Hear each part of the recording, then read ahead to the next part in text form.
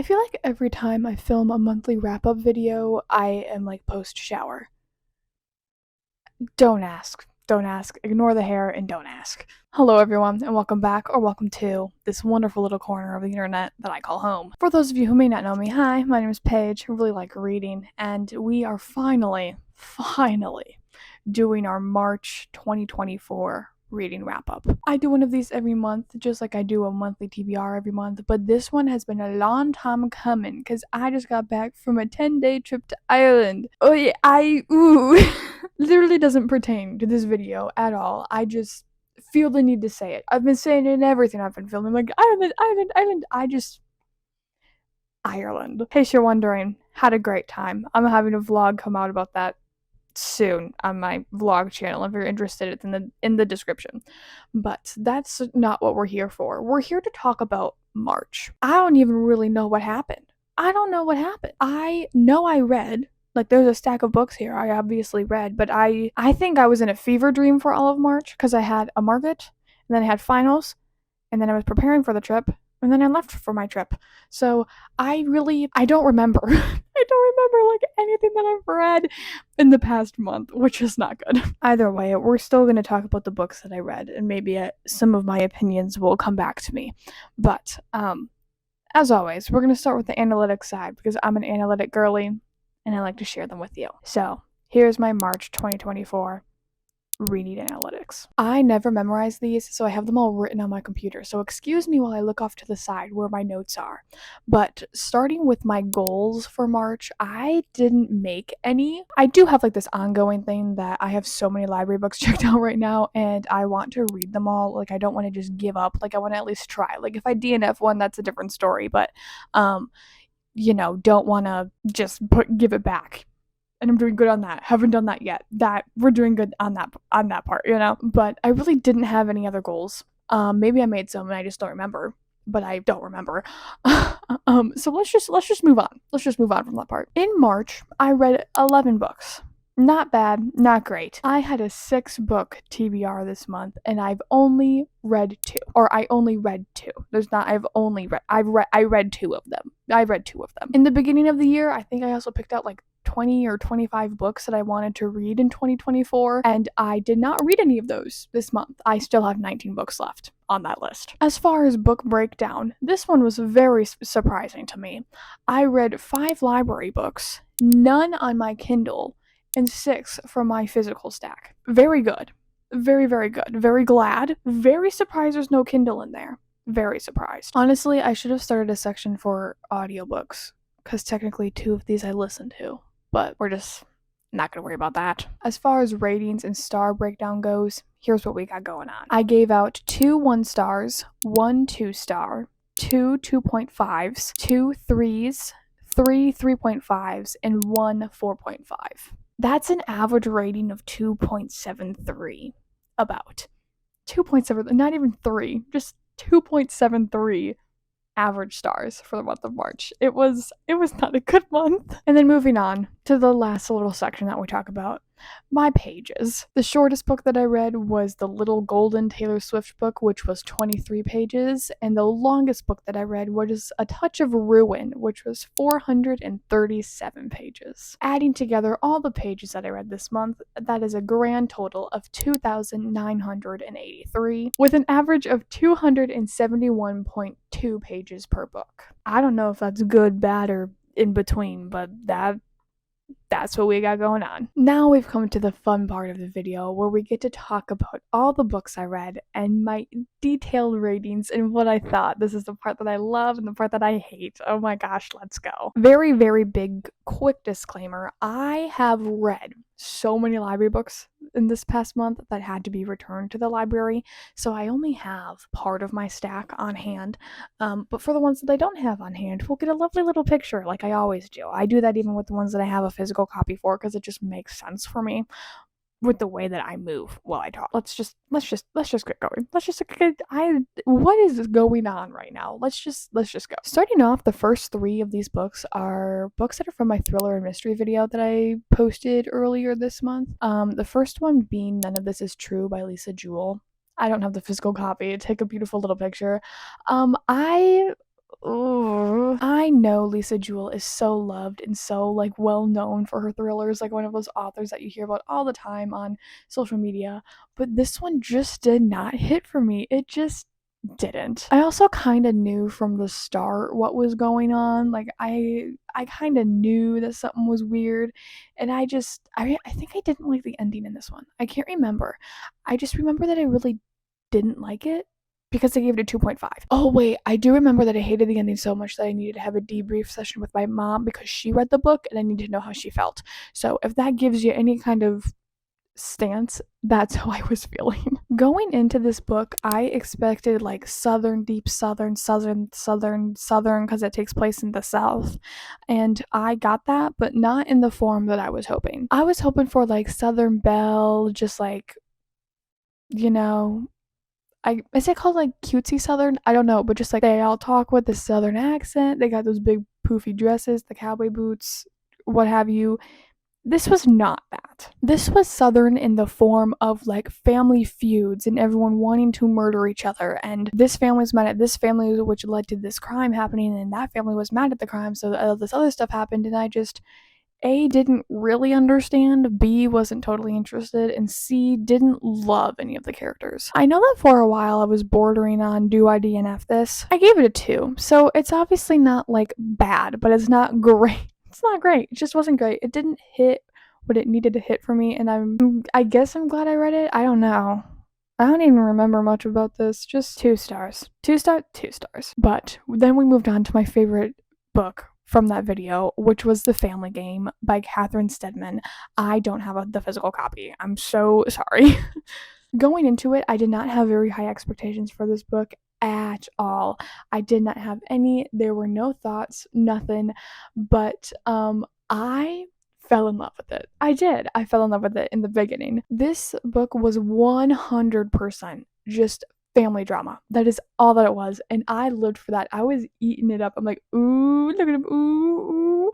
Like I was having the time of my life until it came to the end. While reading, I was like, maybe this will happen, maybe it'll happen, and then it did end up happening. I'm like, well, that's kind of dissatisfying, and I don't really like that was the solution, and I'm not a fan. I'm not a fan of how it ended, so it got a 2.5. I think I liked it a little bit better than None of This Is True by Lisa Jewell, but it still ended up with 2.5 because it wasn't a 3. I wouldn't recommend it. You know, you can skip it. Honestly, move on to bigger and better things, please. Don't waste your time on it like I did, okay? After my very, very, very poor mystery thriller time, we moved on to this wonderful book. This right here is Daughter of the Pirate King, and this is not the copy that we read together on TikTok, because we did read this together in a TikTok video, but I have since gone back to Barnes and bought all of the hardcovers that look like this. They have sprayed edges, they're beautiful, and I got rid of my other ones because I'm just like, I want this instead. Okay, that's how much I love this series. Or I should say, this book. I haven't actually read the other 2 yet, but I'm enthralled with this book. I'm absolutely enthralled. The whole premise of this is that our main character, whose name I can't remember because I can't remember names, goes onto an enemy pirate ship in order to steal a part of a map. Like, that's it. But fall in love. Her and the co-captain, like the captain's brother, second-hand man, whatever, first-hand man, fall in love. And I loved it. Okay, I loved it. Alosa, yeah, Alosa. Alosa. She is witty. She is sarcastic. She is throwing punches at this man any chance she gets. And I loved it. I loved it. My favorite part is that she keeps trying to deny how she feels about this man, and yet she can't. She can't, because what happens in this book is just, it's beautiful. It's beautiful and I love it. A meh book. You know, it wasn't the best thing ever. It wasn't the worst thing ever. That's why I got a 3.5. I didn't think it was good enough to be a 4, but I really did love it. I love the characters. I am very excited to see where the plot goes, but it was very repetitive, you know? So that's kind of why it ended up with a 3.5 versus like a 4 or a 4.5. I cannot say the same thing for this next book, which was the biggest disappointment. Now, maybe the second biggest disappointment for me of this month, which was A Touch of Ruin by Scarlett St. Clair. This book is part of a series, so it's obviously not my first time picking up her writing, but previous to this series, I have read 2 other books by her, and I did not enjoy them. However, I loved the premise of the storyline so much that I still picked it up. The first book is called A Touch of Ruin, I believe. Is it called A Touch of Ruin? No, that's what this one's called. What is it called? A Touch of Darkness. The first book is called A Touch of Darkness, and I loved that way more than I thought I would. I ended up giving A Touch of Darkness 3.5 stars. Like, I liked it and I wanted to continue, so I picked this up, but it was such a letdown. Oh my gosh. I know that this series is a retelling of Hades and Persephone. I don't know if this is actually what happens with the Greek gods. I don't know much about like the methodical lore behind this book, but this entire book did not need to happen. It just didn't. Of course, I'm just a little bit upset with what happened in the book in general, like the whole premise that we kind of find out about it. But it's like, it's just, no, it didn't need to happen. And it didn't need to happen in this way. If you want to do something like that, it didn't need to happen like this. This was unnecessary. It was dramatic, and I did not like it. There was no character development. There was no like good plot building. It just felt like a spew book. Like, ooh, maybe this can be a part, and then they made it 400 freaking pages, and I read all of it, and it wasn't worth it, and I hate it, and I don't recommend it, and I want to die. That's a little bit dramatic, and I am going to finish the series because I have the other 2, but I have a burning passion for this book, a burning passion of hate, and this is my lowest Scarlett St. Clair rated book, just to give you an idea. Anyways, after that, I went on to film my other video for this month, which was a 24-hour, I was gonna call it a readathon. Is that considered a readathon? I don't know. I was just reading for 24 hours. Or I guess technically that video came out in April. It's coming out today, isn't it? It comes out today, the 10th. Oh my gosh, look at that. Magical timing. I don't know.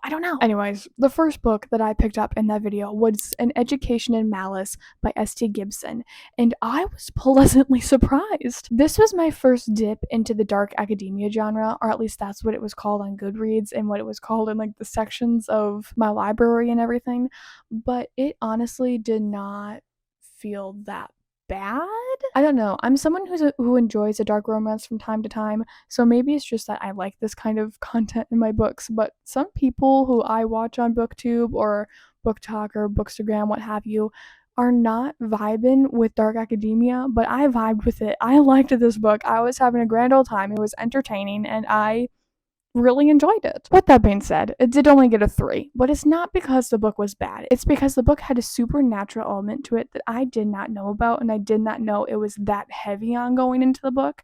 So I was just caught off guard. I didn't really like that was a part of the storyline. I don't really know what else I would have wanted to happen if like that wasn't going to happen, but like I don't know. I just didn't like the supernatural element to it. And I wish that I did a little bit more. But then I moved on to my second very disappointing read of the month. Or I guess audiobook of the month, which was The Night House by Jo Nesbø. Oh my gosh. Y'all remember when I said I don't remember much about what happens in my March reading? I remember this one. This book. I hate it. I hate this book with a fiery passion. I want to burn the part of my brain that remembers this book. Okay? If Goodreads would let me give 0 stars to books, I would, and this would get 0 stars, okay? Listen, I was so excited going into this. The premise sounded amazing. I love a good horror book from time to time, and chapter 1, I was in. I was hooked. I loved it. I loved where the plot was going as I was continuing on, until we pulled that stupid thing like 60% of the way through the book. Why? Why did you do it? And why did you do it again at the end? Why? Why? Make it make sense. Like, actually make it make sense. If you're going to write a horror novel, do not make it end this way. It is stupid. It is unfulfilling. It doesn't tell me anything. It's stupid. It's stupid. It's stupid. I don't like it. It's stupid. I want it to die. I don't like it. I don't like it. Leave it away. No. If there was a trope for what happens in this book, I want to know. So I never never, never, never, never, never, never, never pick up a book with this trope, whatever the heck it is again, because it's so stupid that they can write books and make them end this way. It's not fair, it's not nice, it's not kind, and I will commit a war crime. I will actually commit a war crime if I have to read another book where it ends like this. All that to say, The Night House got 1 star. Don't read it. After my really, really stressful time with reading that book, I went on to read something that was not stressful at all. I read about Taylor Swift. I'm putting these two together because they're practically the same book. We've got Taylor Swift, the Little Golden Book, and then we have You Are Fearless, which is a book for the littlest Taylor Swift fans, and these were a perfect palate cleanser. The Little Golden Book, Taylor Swift got 3 stars from me. They only included like the first 3 albums. They didn't talk about Folklore, Lover, Evermore, Taylor's Version, Midnights, The Tortured Poets Department, Reputation, nothing past Speak Now, and we didn't cover Taylor's Version, which is really important. You can't call yourself a Swiftie unless you talk about Taylor's Version, so it only got 3. And this one was just one of those cute kids books that's like, oh, you're beautiful, you're kind, you make the world shine type of deal, so it also got 3. Has like Taylor Swift, I guess, references, but nothing like super Taylor Swift coded, if you get what I'm saying. Anyhow, we are now going to move on to the final book of the month, which is one that I'm actually very excited to talk about, and that is Roxy by Neil and Jared Shusterman. I made a TikTok where we read this book together as well, just because it's been a running joke in just my brain and my brain only that I was never going to read this because it has been on my TBR since January, my monthly TBR since either December or January, and I'd finally picked it up at the end of March. I pushed it once again, but I am just so glad that I finally picked this book up. I'm so glad. I'm pretty sure I said it in the TikTok, but I was like, I'm gonna be so mad with myself when I end up loving this book because I've been putting it off forever. That is exactly what happened. I completely fell in love with this book and the concept of this book, and I don't say fell in love as like I love the book. This one is so weird to talk about for me. It's so weird. If you've never heard of Roxy before, the whole premise of it is that there's these 2 narcotics that in this book kind of are like Greek gods in a way, but not in the power stance, just as the how they view the world type of deal. And 2 of these drugs are competing to see who is the most deadliest and who can, end someone's life quickest. I don't want to give too much away because this book it's a roller coaster of emotions, and it completely shifted my view on drugs and how I see them and how they function within our world, and the negatives and the positives that, they bring to society in a way. I don't really know how to phrase it, but I lost my train of thought.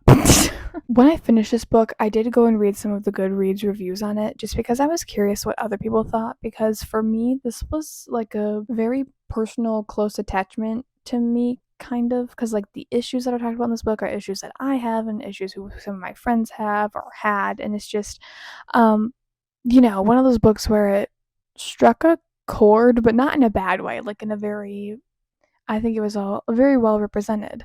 However, not everyone feels the same. In the Goodreads reviews that I read, there were kind of like 2 sides when you were talking about the negative people who didn't like the book, which is completely fine. There were the people who didn't read it and had no intentions of reading it and rated it poorly on Goodreads due to the fact that they take one of the drugs that is talked about in this book, or you have someone who has a relationship with it, or they have a close relationship with drugs, and like, why would you write about it, da da da da da. And for those people, I'm a little bit, I guess, upset, okay? Just a little bit. I get not wanting to read a book because of the contents inside of it. That is why I've yet to read Girl in Pieces. But for me, you can't rate a book badly without reading it. You get what I'm saying? Like, I didn't think I was going to like this book. I thought it was going to get a 2, maybe a 3, and it ended up with a 4.5. I think they represented it really well, and I'm glad that I read it, I really am. I don't know. I still love it. I still adore it. I don't even know at this point in time what just didn't make it a 5. It just didn't have the 5-star feel, But yeah, those are the 11 books that I read in March. I only remember like 3 of them, and the 2 out of the 3 that I remember are ones that I hated. So, I don't know what this month is going to be titled. I have no idea. Month of something. Month of disappointment. Month of sadness. Month of anger. We'll get down, cross that bridge when I need a title. I don't need a title yet. But yeah, thank you for talking about my books with me. Let me know what books you read in March or what books you're going to read in April. I always love to know what's on your guys' TBR. If you guys have any book recommendations or books you want to see me read, video ideas you want to see me try to do, just let me know. I am more than willing to incorporate your wonderful ideas. And until then, you can see me on my Instagram, TikTok, all of the other wonderful social medias that you can find down in the description. And I look forward to seeing you guys next week. Bye!